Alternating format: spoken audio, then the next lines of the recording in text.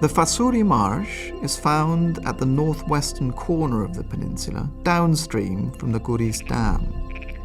The marsh, especially in spring, attracts all kinds of waterbirds and waders.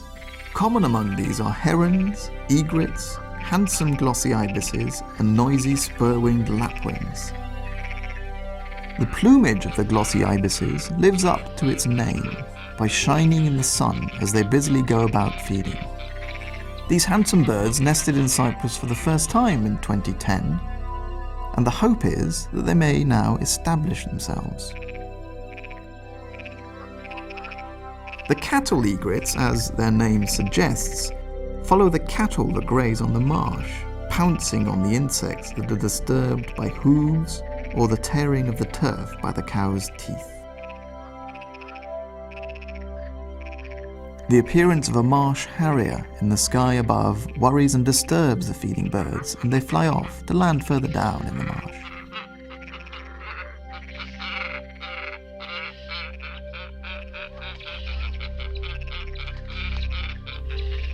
A squacko heron keeps an eye on a flock of herons coming down to add to the feeding throng at the marsh.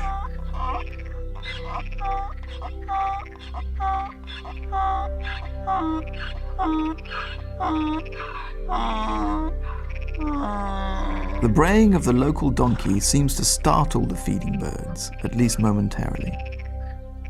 But the squacko heron is soon busy feasting on tadpoles again, its favourite food.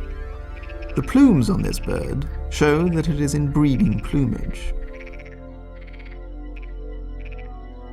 A bit further down, a little egret is also busy feeding to build up its reserves on this important stopover in its migration journey. This bird too is in breeding plumage, as shown by the plumes on its head.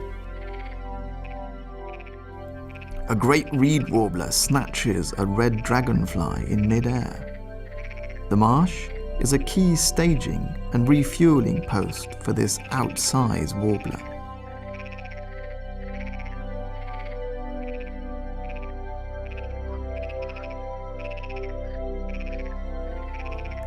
The marsh also plays host to some rare plants, some of which are only to be found here.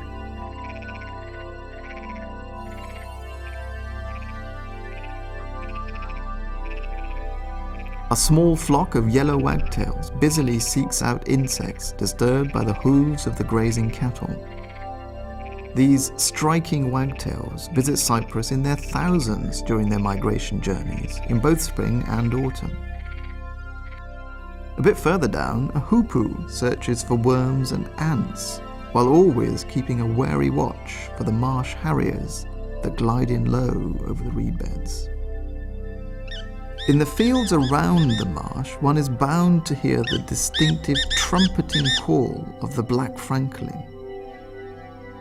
With a bit of luck, the handsome male can even be seen, calling from some raised perch in a bid to attract the more secretive female.